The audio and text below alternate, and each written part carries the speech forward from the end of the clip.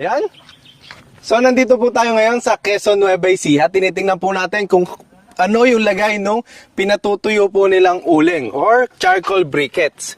So, ito po ay ginagamit nila sa, siyempre, saan ba natin ginagamit yung uling? Sa pagluluto.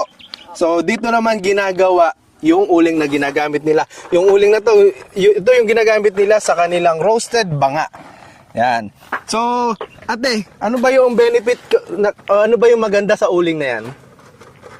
Pang-ihaw po, sir. Pang-ihaw, ano? Pang-ihaw. Tapos mas matipid ba yan? Apo, sir. Mas matagal na kumukuha, ano? Apo, mas Na matagal nagbabaga. po siya. Tapos hindi po siya umuusok. Oh, maganda pala to, oh. Apoy lang siya. Apoy lang. So ito, tumigas na, no? Apo. Ngayon, ina-harvest na nila. So, ilang araw bago i-harvest po yan? 3 araw po, sir. 3 araw, tumutuyo na, no? Tumutuyo, no? So, yan, no?